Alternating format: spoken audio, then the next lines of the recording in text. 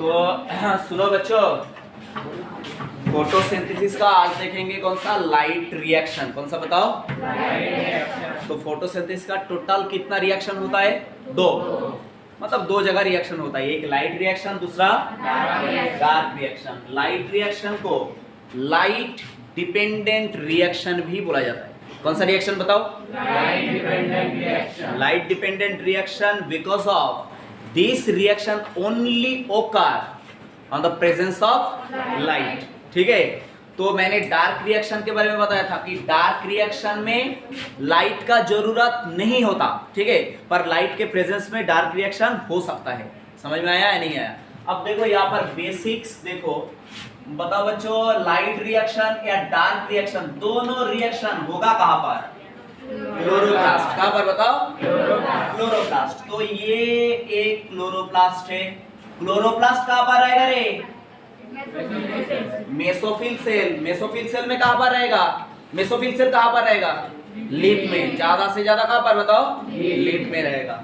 ठीक, तो ये एक क्लोरोप्लास्ट, और क्लोरोप्लास्ट का शेप हमेशा कैसा होता है? Near about lens shaped. कैसा बताओ?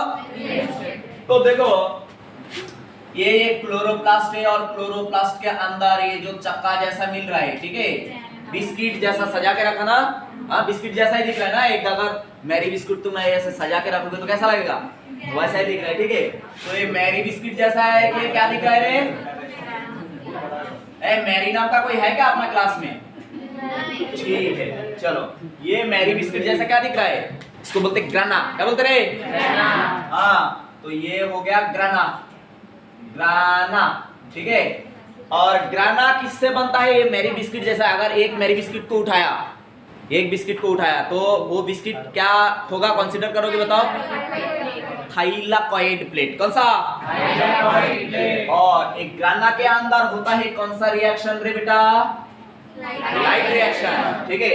बाकी जो जगह है क्लोरोप्लास्ट के अंदर, वो जगह पे क्या होता है रे? Dark reaction. ये जो इसको बोलते हैं स्ट्रोमा। क्या बोलते हैं बच्चों? स्ट्रोमा। स्ट्रोमा। तो स्ट्रोमा के अंदर क्या होता है? डार्क रिएक्शन, ठीक है। तो आज फिलहाल हम फोकस करेंगे किसके अंदर? Light reaction. Light reaction is also called light dependent reaction. कौन सा? Light dependent reaction. हाँ, तो light dependent reaction is actually the first phase of photosynthesis. Photosynthesis का पहला फेज का नाम क्या है? लाइट रिएक्शन या light dependent reaction. And this light dependent reaction या light reaction is takes place inside the grana of chloroplast. कहां पर होता है बच्चों? Inside the grana of chloroplast. Long form लिखोगे, इसलिए मैंने पॉइंट करके बता दे रहा हूं, ठीक। अब देखो, यहाँ पर तो ठीक है, ग्राना के अंदर लाइट रिएक्शन होगा, पर यहाँ पर लाइट रिएक्शन होने के वजह से क्या होगा बताओ? There is formation of what? ATP by photophosphorylation. ATP formation light reaction जब होता है, फोटोसिंथेसिस जब होता है, फोटोसिंथेसिस के अंदर जब लाइट रिएक्शन होता है लाइट के प्रेजेंस में, तो वहां पर क्या फॉर्मेशन होता है बेटा? एटीपी बाय फोटोफॉस्फोराइलेशन, ठीक है। अब देखो यहाँ पर समझने वाला कौन सा बात है कि एटीपी तो बनता है, ठीक है, एटीपी का लॉन्ग फॉर्म कोई भी नॉर्मल इंटेलिजेंट स्टूडेंट बता देगा, ठीक है, but very good student know about what is the meaning of what? Photophosphorylation, ठीक है। तो जब लाइट रिएक्शन होता है तो फोटोफॉस्फोराइलेशन होके क्या होता है बनता है बताओ? एटीपी बनता है। अब एटीपी का लॉन्ग फॉर्म बता दो। एडिनोसिन ट्राइफॉस्फेट, ठीक है। तो देखो, फोटोफॉस्फोराइलेशन का मतलब यहाँ पर थोड़ा बहुत समझा देता हूँ। देखो, एटीपी बनता है एडीपी से। कहां से बनता है बताओ? एडीपी। एडीपी क्या है? Adenosine diphosphate. It is not a energy molecule. ये क्या है बताओ? ये कोई एनर्जी मॉलिक्यूल नहीं है। एनर्जी मॉलिक्यूल यहाँ से बनेगा, ठीक है। तो एडिनोसिन डाइफॉस्फेट में दो फॉस्फेट रहता है। कितना फॉस्फेट रहता है? दो फॉस्फेट। डाई बोले तो क्या है? दो। और एडिनोसिन ट्राइफॉस्फेट में कितना फॉस्फेट रहता है? 3। तो लास्ट में जो फॉस्फेट जुड़ता है, वो फॉस्फेट जो फॉस्फेट और फॉस्फेट के बीच में बॉन्ड रहेगा ना, तो जो बॉन्ड होता है, this bond is high energy bond. क्या होता है बताओ? High energy bond. और वो बॉन्ड के अंदर एटीपी का एनर्जी छुपा हुआ रहता है। थोड़ा समझा या पूरा समझा? अब देखो फोटोफॉस्फोराइलेशन कैसे होता है। तो यहाँ पर एडीपी के साथ जुड़ जाता है कौन बताओ? Inorganic phosphate. कौन जुड़ जाता है बेटा? Inorganic phosphate. और ये एडीपी के साथ इनऑर्गेनिक फॉस्फेट ऐसे अपना बॉडी में भी जुड़ता है, ठीक है, पर उसको हम क्या नहीं बोलेंगे? फोटोफॉस्फोराइलेशन नहीं बोलेंगे, क्योंकि मुझे अगर धूप में ऐसे खड़ा कर दिया तो मैं क्या फोटोसिंथेसिस करने लगूंगा क्या? क्यों नहीं करने लगूंगा? ओ माय गॉड, ये बता नहीं रहा है क्या कि मेरे पास क्लोरोफिल नहीं है, ठीक है, चाहे तुम कितना भी धूप में मुझे मतलब शर्ट उतर के या कुछ भी करके रख दो, ठीक है। तो फोटोसिंथेसिस मैं नहीं करने वाला, ठीक है। तो देखो यहाँ पर क्या है, ये जो फोटोफॉस्फोराइलेशन है बेटा, ये कैसे हो रहा है? फोटोसिंथेसिस के दौरान प्लांट के अंदर हो रहा है। कैसे हो रहा है बताओ? प्लांट के अंदर हो रहा है। तो ये मान लो प्लांट के अंदर एक क्लोरोप्लास्ट के अंदर हो रहा है और यहाँ पर सनलाइट मिल रहा है, ठीक है, with the presence of chlorophyll, है ना, chlorophyll a, with the presence of chlorophyll a. जानते हैं कि chlorophyll a is the champion photosynthetic pigment. क्या है बताओ? Chlorophyll a is a champion photosynthetic pigment. इसलिए क्लोरोफिल ए को क्या बोला गया? Core complex. क्या बोला गया बताओ? Core complex.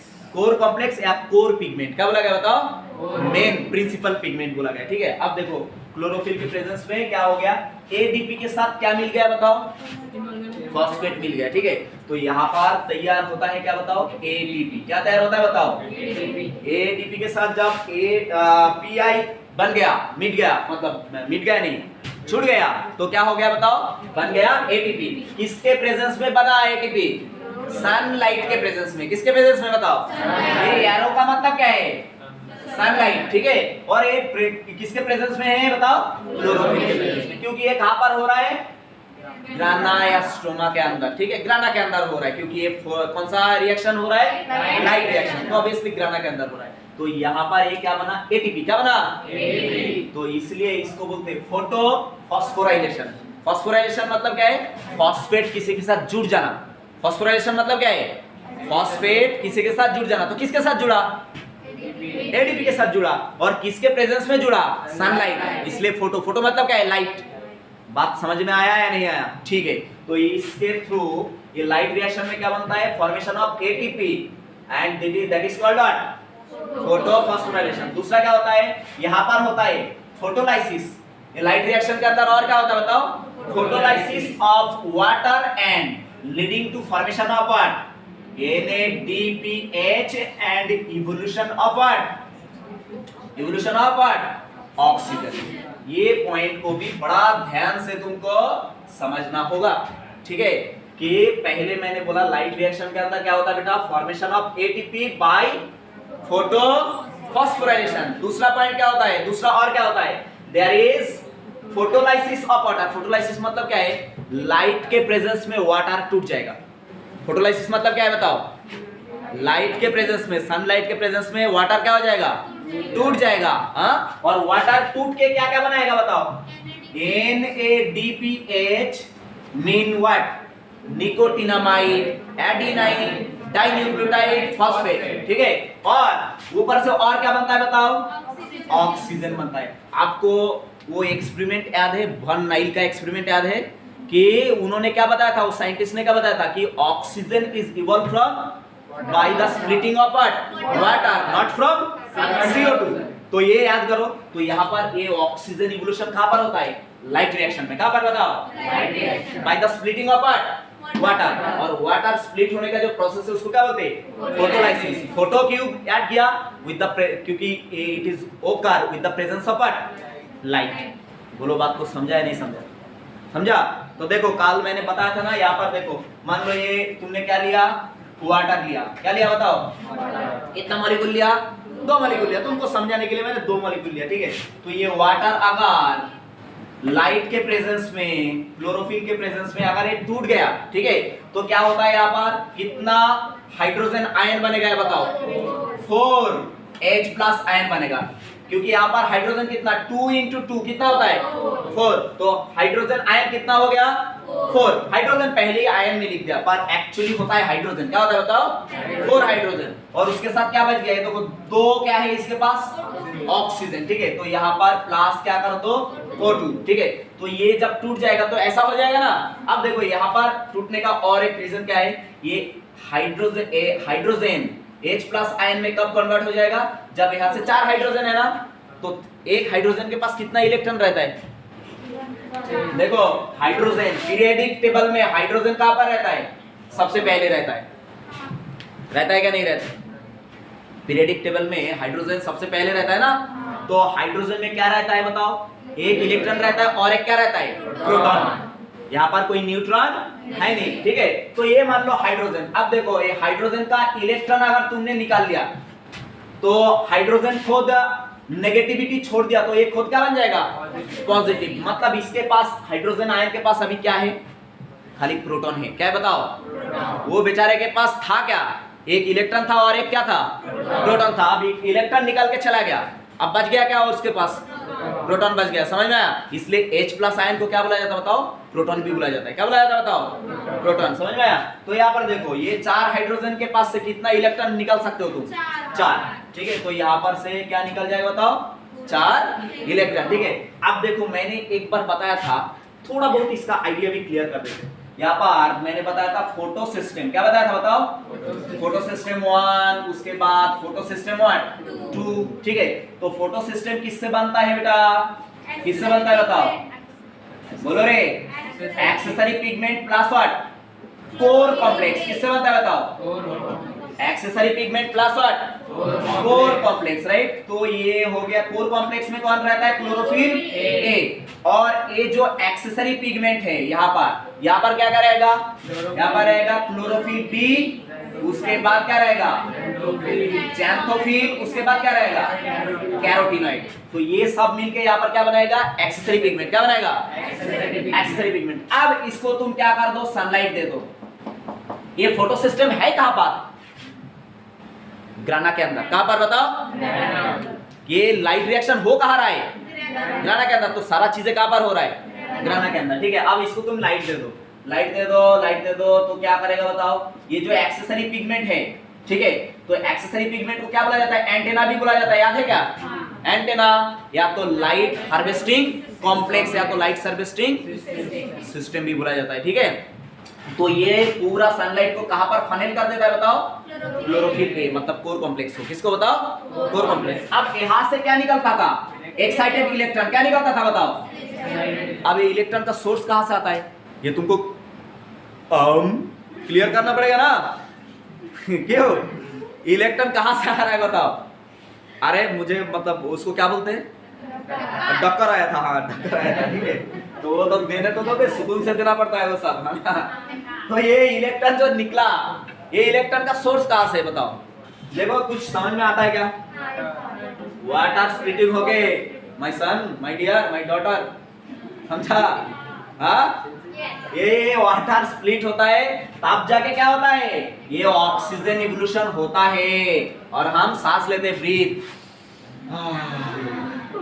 समझा, ठीक है, that is the beauty of what, photosynthesis as well as nature, हाँ नेचर ही है, हाँ। और यहाँ से फोटोलाइसिस हो के क्या बन गया, ये इलेक्ट्रॉन गया, और ये इलेक्ट्रॉन क्या है बताओ, ये मतलब सोर्स बनेगा किसका, ये क्लोरोफिल में से जब एक्टिवेटेड इलेक्ट्रॉन रिलीज होगा तो यही इलेक्ट्रॉन रिलीज होता है, समझ में आया या नहीं आया, आया, ठीक है।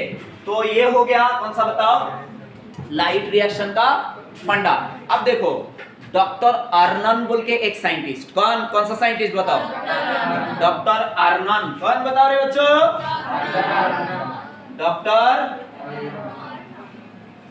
अर्नन, ठीक है।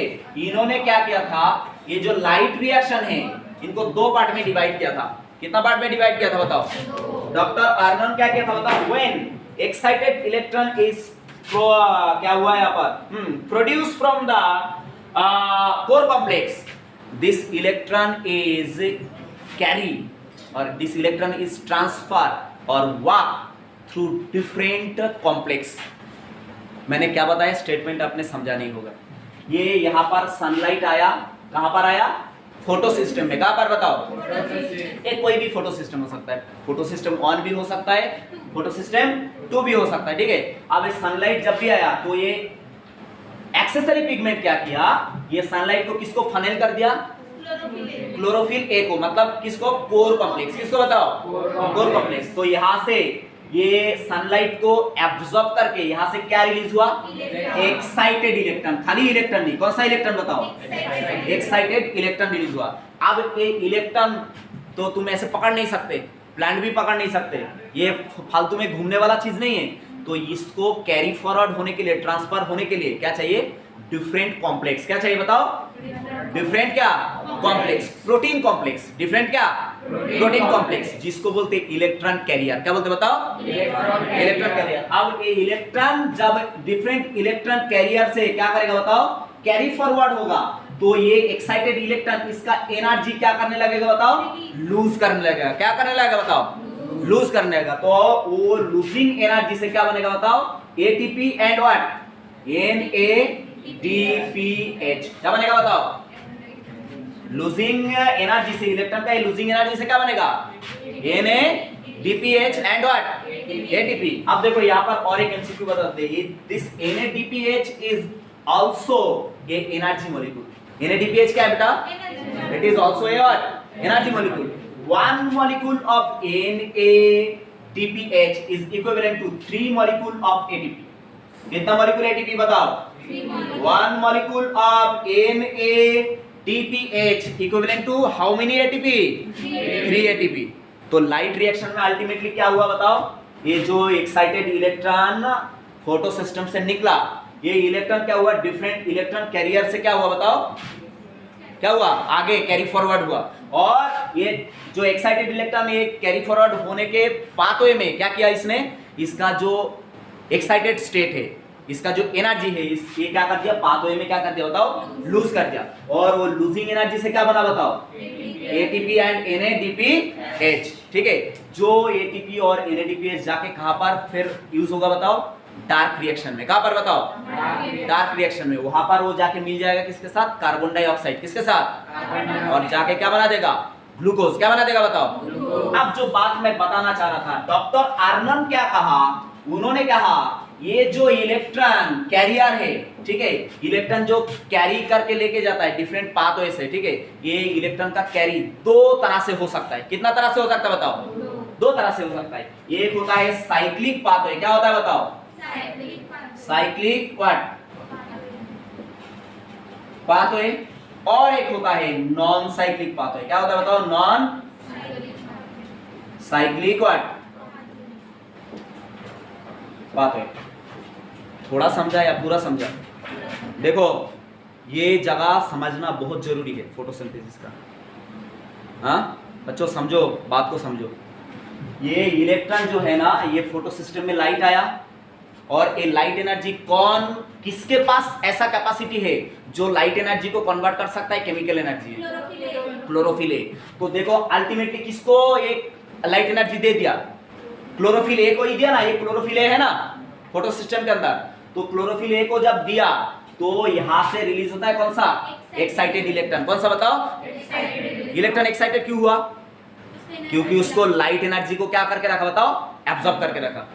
समझ में आया या नहीं आया? हाँ, तो ये एक्साइटेड इलेक्ट्रॉन अभी क्या है? हाथ से कोई पकड़ सकता है? एक ग्राना के अंदर हाथ है क्या? पकड़ के दूसरों को दे सकता है? नहीं। तो वो कैरी होने के लिए क्या चाहिए? अंदर कुछ प्रोटीन कॉम्प्लेक्स जो इलेक्ट्रॉन को क्या करेगा? कैरी करेगा। क्या करेगा? तो ये इलेक्ट्रॉन कैरी 2 तरह से हो सकता है। ये बात किसने कहा? डॉक्टर आर्नन। किसने कहा बताओ? और ये जो पाथवे है कौन कौन है? साइक्लिक पाथवे, और दूसरा कौन है? Non cyclic pathway. समझ में आया या नहीं आया? तो अभी इतना कॉपी करो, उसके बाद हम क्या देखेंगे? Cyclic pathway and non cyclic pathway. थोड़ा समझा या पूरा समझा? अब देखो यहाँ पर और एक बात तुम पता लगाओ। देखो बच्चों, यहाँ पर ये जो इलेक्ट्रॉन है ना, ये जो इलेक्ट्रॉन है जो रिलीज हुआ कहां से बताओ? क्लोरोफिल से। कहां से रिलीज हुआ बताओ? क्लोरोफिल से रिलीज हुआ। क्लोरोफिल जब लाइट एनर्जी एब्जॉर्ब नहीं करेगा तब क्या ये इलेक्ट्रॉन एक्साइटेड रहेगा? रहेगा या नहीं रहेगा बताओ? नहीं रहेगा, ठीक है। तो ये कहां पर रहेगा बताओ? ग्राउंड स्टेट में। कहां पर रहेगा बताओ? ग्राउंड स्टेट में, ठीक है। इसका ये पता है ना, जो कभी भी कोई भी एटम का क्या होता है? ऑर्बिट होता है। और ऑर्बिट में क्या होता है बताओ? शेल में क्या होता है? इलेक्ट्रॉन हाई स्पीड में घूमने लगता है ना। तो ये क्या होता है जब ground state, GROUND, ground state, ठीक है। जब लाइट एनर्जी से इलेक्ट्रॉन एक्टिवेटेड नहीं होता तो इलेक्ट्रॉन कौन सा स्टेट में रहता है बताओ? ग्राउंड स्टेट में। किसके अंदर रहता है ग्राउंड स्टेट में? क्लोरोफिल के अंदर। किसके अंदर बताओ? क्लोरोफिल के अंदर। अब जब इसको सनलाइट मिला तो क्या हुआ बताओ? ये जो इलेक्ट्रॉन है, क्लोरोफिल का जो इलेक्ट्रॉन है, ये क्या होता है? इसका अपर एक्साइटेड शेल में क्या हो जाता है बताओ? जंप करके चला जाता है। कब जंप करके गया बताओ? एक्साइटेड शेल में बताओ? अपर शेल में, एनर्जेटिक शेल में कब गया? जब इसके ऊपर क्या गिरा बताओ? सनलाइट गिरा, ठीक है। तो इसको क्या बोलेंगे? Excited state. क्या बोलेंगे बताओ? Excited state of what? Chlorophyll. क्या बोलेंगे बताओ? इसको क्या बोलेंगे? Excited state of what? Chlorophyll, ठीक है। यहाँ पर ग्राउंड स्टेट में था जब उसको सनलाइट नहीं मिल रहा था। अब यहाँ पर क्लोरोफिल को सनलाइट मिला तो ये इलेक्ट्रॉन जंप करके कहां पर? एक्साइटेड स्टेट में चला गया। कहां पर बताओ? अब इसके पास क्या है? एनर्जी। क्या है बताओ? एनर्जी। अब मैंने ये भी बात बताया था, electron transfer is very very fast. क्या बताया था? Electron transfer is what?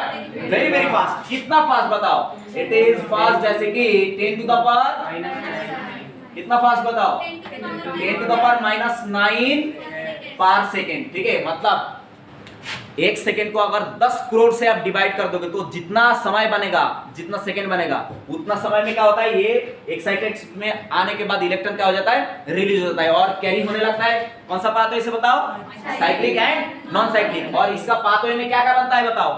ATP and NADPH and also evolution of what? Oxygen. That is the beauty. बात समझा या नहीं समझा? तो यहाँ पर एक्साइटेड स्टेट, एक ग्राउंड स्टेट। ग्राउंड स्टेट में कब है बेटा? जब क्लोरोफिल के पास सनलाइट नहीं है। एक्साइटेड स्टेट में कब है इलेक्ट्रॉन या क्लोरोफिल? जब सनलाइट गिर रहा है। अब ये इलेक्ट्रॉन क्या हो जाएगा? ट्रांसफर। क्या हो जाएगा बताओ? ट्रांसफर हो जाएगा। ये कौन सा है? कौन सा इलेक्ट्रॉन बताओ? Excited electron due to accumulation of what? Light energy, ठीक है। तो अभी ये क्लोरोफिल कौन सा स्टेट में आ जाएगा बताओ? Ionize state. कौन सा स्टेट में बताओ? Ionize state. और ये इलेक्ट्रॉन कैरी फॉरवर्ड हो जाएगा। कितना स्पीड में होगा? 10 टू द पावर -9 पर सेकेंड। उतना स्पीड में ये इलेक्ट्रॉन ट्रांसफर हो जाता है। समझा या नहीं समझा बच्चों? तो आगे हम क्या देखेंगे यहाँ पर? Cyclic pathway as well as non cyclic pathway, कि साइक्लिक पाथवे और नॉन साइक्लिक पाथवे से किस तरह से इलेक्ट्रॉन एक कैरियर से दूसरा कैरियर में जाता है। और दूसरा बेटा, I am also recording for you this lecture, right?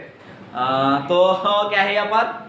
Cyclic pathway से इलेक्ट्रॉन किस तरह से जाएगा और किस तरह से एनर्जी प्रोडक्शन करेगा, ATP एंड NADPH। और दूसरा क्या है बताओ? नॉन साइक्लिक पाथवे से किस तरह से इलेक्ट्रॉन का कैरी होगा और ये बीच में क्या बनाएगा? एनर्जी बनाएगा। यही हम देखेंगे। यहाँ तक क्या करो तुम लोग? कॉपी नहीं करोगे? कर लो, कॉपी कर लो।